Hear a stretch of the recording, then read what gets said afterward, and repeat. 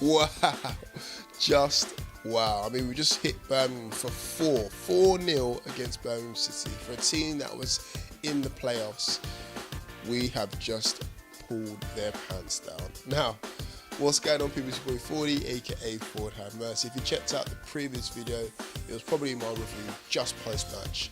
Apologies for that if it's a bit rushed. I thought I'd go a little bit more in depth in this one and then just explain the morning of Birmingham City. Yes, now, of course, we're going to be playing them in the FA Cup, and if that's the case, we are through to the next round, baby. Come on.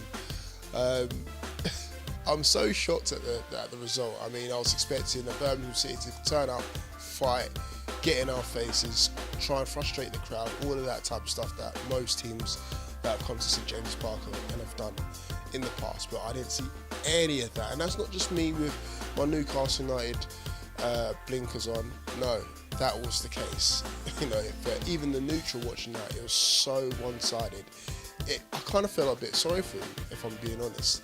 Now, I've got my phone with me as well, and I usually take notes on the game, and I'm struggling to find a real chance for Birmingham. I can see one, but that was in 70 minutes from Jukovic, and that was a half chance as well. So that just goes to show the dominance of what we did in the Birmingham game. And if that's the case, going into the Burton Albion and the Wigan game this week, you have no problems being top spot or staying at top spot going into this Christmas period. Now, obviously, we was briefly knocked off the top spot by Brighton Albion for less than 24 hours, but we knew it was coming. We knew we had a performance like this in us, and we just need that consistency now to maintain it throughout the whole of the season. So, starting with the starting lineup. Credit to Rafa sticking to his guns. I personally thought he might have changed things around a little bit, maybe threw in Atsu from the start instead of Gouffran. What do I know? Went with a very, very strong lineup, Darlow in goal, and there's hints of even Darlow getting outside out of the team once Rob Elliott comes back into the first team squad. Yes, he's going to be training with the under-21s or under-23s. His legs are definitely working because I saw him out on Friday in Jalou, and his drinking hand's definitely working as well. So it remains to be seen whether Darlow gets ousted from this spot. Do I believe he should? Of course not. Of course not. But, Rafa knows best all that. Back four pretty much picks itself. Anita, Lascelles, Clark have done it. Thoughts on that, please, whether it's Anita or Yedlin. I think Yedlin for different sort of games. Anita at home, definitely, if you want to stay defensive and it's more rigid, that's fine. But apart from that, back four, pretty much amazing, especially that centre-half partnership as well between Clark and Lascelles. The understanding them two have got top-notch. I haven't seen a centre-half partnership like that at St James's Park for a long, long while. In midfield, again, the same thing, pretty much picks itself. Learned earlier on in the week that Colbert's going to be missing out, and of course Perry's going to be missing out, so have the likes of Richie on the right, Gouffran on the left, and obviously Shelby and Hayden bossing it in midfield, and they had an absolute storm with the pair of them as well. A couple concerns of Hayden, especially at the start when he started choking or throwing up on the middle of the pitch, but had a good game alongside Shelby, who had less of a Hollywood passing game and more of an influential game, especially I saw him riding up the team as well, which is always good to see that from John Joe as well. And then obviously up top as well, Gale and Diame. Now for me, this is the partnership that I want to see as well. Diame or Perez has been the either or, in that number 10 spot alongside Gale most of the time. With a partnership and an understanding like that, it's a no-brainer for me. Those two linked up very well on the first goal, which we'll get onto later, and that is what you want to see from the front two. Hatchet from your main man, 16 goals for Dwight Gale, and obviously an assist and a really good game from Diame, and that's what he needs. And again, he needs consistency as well in his game as well. So, Birmingham. Obviously, they lined up like this. Surprised that Jukovic didn't start. The first shot fell to him after 70 minutes or so. Why are you not starting a guy who's so influential, really? I mean, he's got, I think, 5 or 6 goals already this season. Why not start him? Donaldson had a really quiet game. They tried to pump it long to Donaldson from what I could see, but it wasn't working. Obviously, it didn't work. Shay Adams started as well, which I thought was a bit of a shocker as well, because I thought he's more of an impact player rather than one to start. But apart from that, I didn't see much at all from Birmingham City, and that's not just me with my Newcastle United blinkers on, that's just me being honest. So, without further ado, let's get into the game. First thing I want to get out this game situation is the respect shown by Newcastle United fans in regards to Bradley Lowe. Poor child who's suffering right now. I really hope he does get better. But I just want to show the respect that we show to Bradley and his family, and the unite between Newcastle United and Sunderland fans. Rivalries aside, when it comes to football, yeah, but when it comes to someone that's innocent, has done nothing wrong, and is in a situation like this, big ups to everyone, Newcastle United fans, Sunderland fans, and all fans across the world who pay their tribute on the 5th minute to Bradley Lowe, and I hope he gets better. Going back into the football, I'm going to go for my phone for the chance, because there's so many. So the first chance falls to Gale. I got Gale shot parried and nearly followed up by Richie.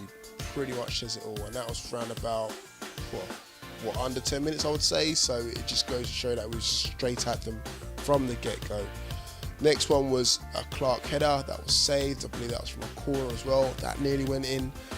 After that, we had a Hayden curled effort that went wide as well. And that was very, very close.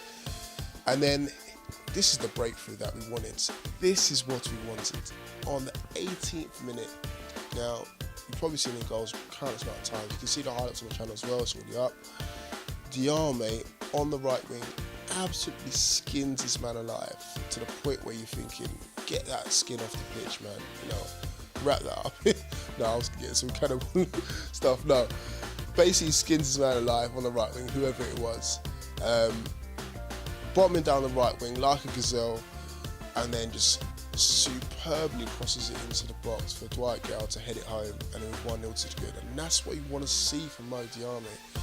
The amount of times that people have been frustrated with his performances, he's either too lazy or just looks too relaxed.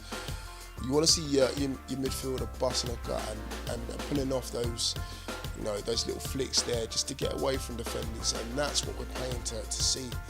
And absolutely fantastic finish by Gale, 1-0 to the good. Moving on from that now, you've got the likes of Hayden. Oh, sorry, before I get into that, I made a little note to myself saying that partnership, that connection there, best I've seen since Rotherham. And obviously we know what we did to Rotherham, but best I've seen since the Rotherham game. And for me, Diame's had 3 good games so far. This one, obviously the game against Rotherham, and obviously the game against Preston where he scored 2 goals as well. Just thought I'd throw that in there. Next chance I've got is Hayden's cross, which was deflated into Gale's path and tapped in after 24 minutes. So pretty much read what happened there, really. So that was the second goal. Easy peasy, really. There's no way we should have been allowed that much space in their area or in their half, let alone. But it is what it is. 2-0 up after 24 minutes. And after that, I've got half-time. Birmingham, not a sniff, and that's what I'll put in on my match notes as well. Then we've got the first free kick of the second half. Now, we all know what happens here. 2-0 up, Newcastle get in most games. And we allowed them to get back into the game. In fact, I remember saying that to a fan before I got into the game. We'll go 2-0 up, take the foot off the pedal, foot off the gas, and we'll allow them to get back into that. And did we? No, not this time around. So I'm glad I got proven wrong. Second half happens. First free kick in the second half. Shelby and Richie are standing over it. What happens, I believe, Richie lays it off to Shelby. Shelby clips in. I think it was supposed to go to Gale. Gale kind of mishits it and just falls to Goofran, smashes into the back of net. 3-0, thank you, job done. And then, you know what, it's damage limitation for Birmingham because it could have been a lot more. Then after that, Diame fed through Gale after 65 minutes for a hat-trick. Left strike, left-footed strike, so well saved by the keeper, and that could have been the hat-trick for Gal. But did he let us down? Of course not. After that, I've got the first Birmingham effort after 70 minutes for Jutkovic. Nothing really to talk about, really, because obviously he didn't go in, so let's leave it at that. Then when the changes were made, Atu on for Gouffran. Obviously had a fantastic game, Gouffran. Atu had his chance to shine. Shay Adams then had a shot, and O'Keefe missed a sitter. Now O'Keefe obviously came on, I don't know who for, but it was an absolute sitter. And a crucial one as well, because 3-1, something could have happened. Still had 20 odd minutes to play. Only 2 goals down at that stage if that ball goes in. But obviously missed an absolute sitter. And then from there, you know what happened. Shelby cross, Gale taps it in. Hat-trick hero, match ball please, and we're 4-0 up. And then after that, Gale comes off to a hero's standing ovation, and obviously on comes Mitro, and then obviously Lazar came on for Hayden, and that was it really. So those are the highlights of the game. What are your thoughts on it? Let me know, guys, because obviously I've just given my thoughts there. But all in all, fantastic. I'll use this time more time. A fantastic team effort showed by Newcastle United. And as I said, going into the Wigan game, this is something that we've needed. But I must say, when we go into games that we think we can win, like the likes of Wigan and Burton, that is the big test. Because we've been told that Brighton was a big test, we beat them. We got told that Leeds was a big test, we beat them. Birmingham, big test, we beat them, and all of them quite convincingly as well.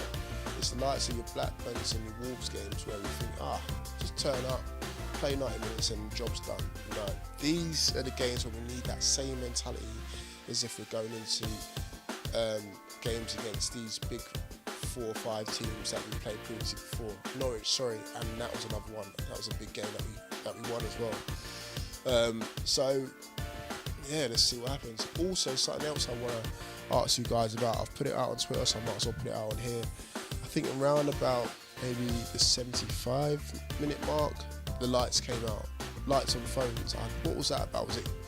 Was it Christmas lights? Was it celebrating Christmas? Was it a stab at the dark or taking the mick out of those guys down the road? Was it one of those things? I don't know. Let me know, guys, in the comment section below. So, fan cams will be out soon. And then obviously everything else will be out following this podcast as well. That's going to be out via my channel, 4 Men 1 League. That's with the boys from Preston, Wolves and Reading. And obviously don't forget Newcastle Fans TV's podcast, which is going to be taking place on the 20th of this month. Don't know when it's going to be released yet, but make sure you keep your eyes peeled for that one. So thank you guys for listening, thank you guys for watching. That's been me.